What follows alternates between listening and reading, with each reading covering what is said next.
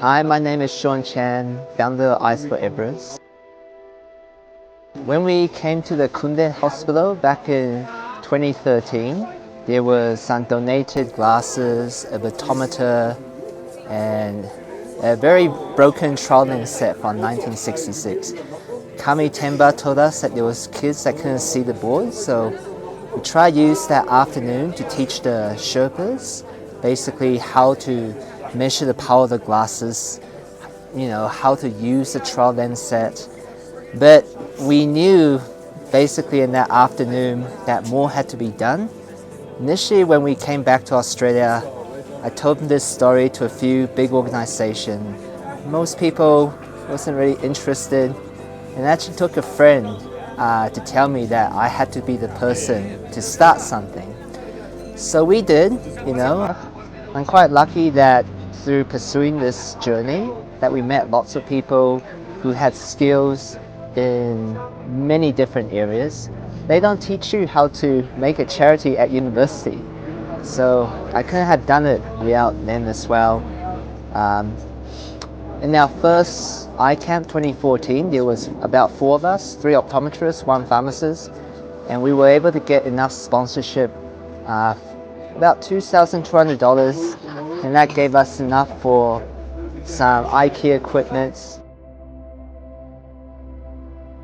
Namaste सबैजनालाई म Aatriyagraphy Sherpa. Professionally, I'm an optometrist based in Kathmandu, Nepal. Tomorrow we have the inauguration of our very first eye clinic at Kunde Hospital, and we are performing eye test, 3 eye camps actually at Kunde, Forche, and Panguche. So we're not here for trouble. We are also here for mission to provide best eye care services to the locals, to the villagers, and to all the Sherpa people.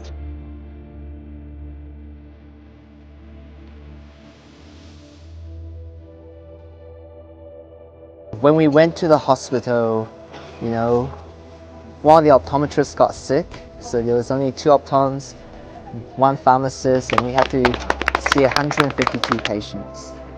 It was a lot of work. I remember even after 2.5 days of testing, there was still lots of people waiting outside at 5 p.m.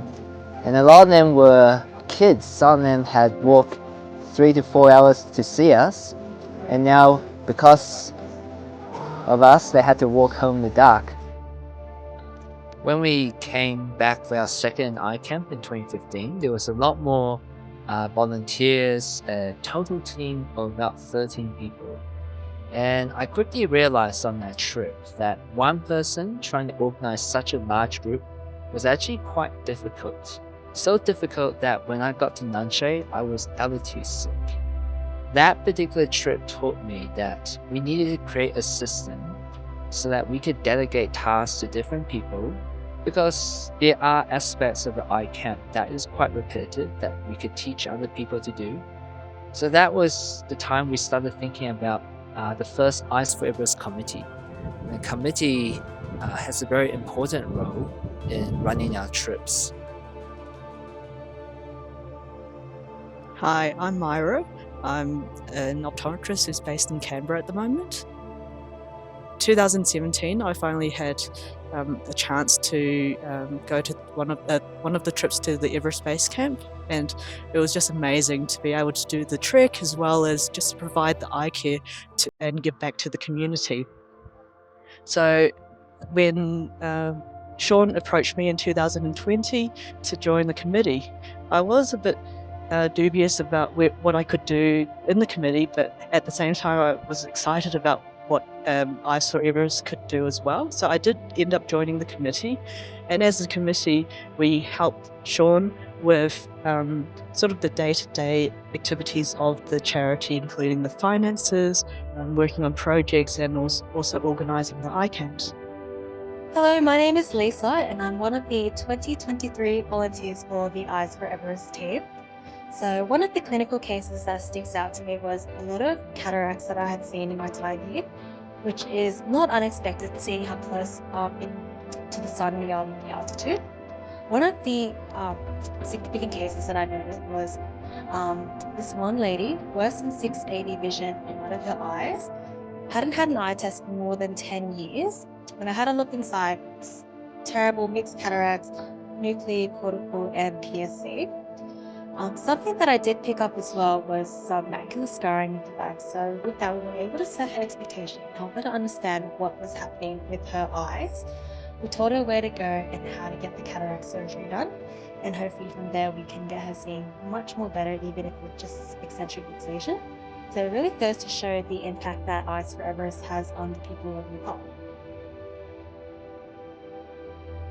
Namaste, my name is Mingma Norbu Sherpa. I'm from this area, and I work for Himalayan Trust Nepal as a Chief Executive Officer.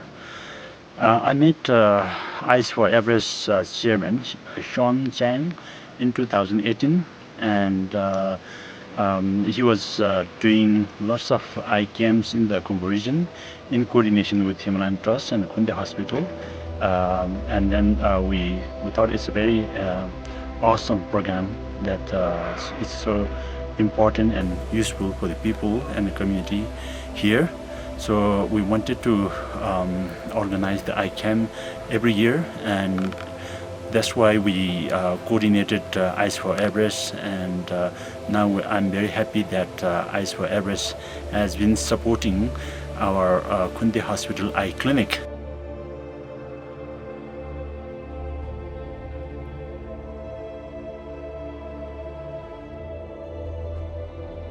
पहिला यो हामीले आँगाचे गर्नु मान्छे नभएर धेरै समस्या छ, कर्म रोज्नु पर्ने छ, प्लेन टिकट काट्नु पर्ने छ, धेरै समस्या छ। आई फर एभरेस्ट आएर हामी सबैले कुमजुङ कुन्ते फर्चे पाङबुचे थामे सबैले राम्रो भएको छ। धन्यवाद, खुसी भयो।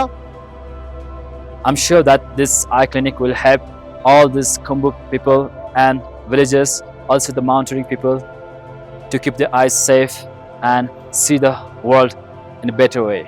My name is Dr. Kamitempa Sherpa. I'm from Thami, from this region, and I have been working here as a senior medical doctor for over 25 years.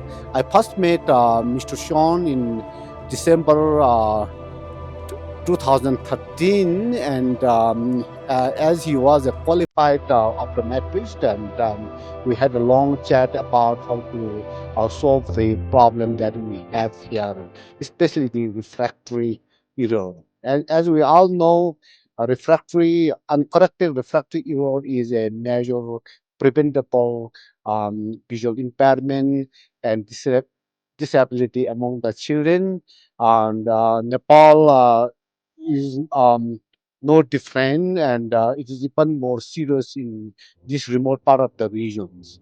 And we talk a lot about it, and then Sean set up a organization called Eye for Everest, and he did he did a subsequent visit to the Kumbh area and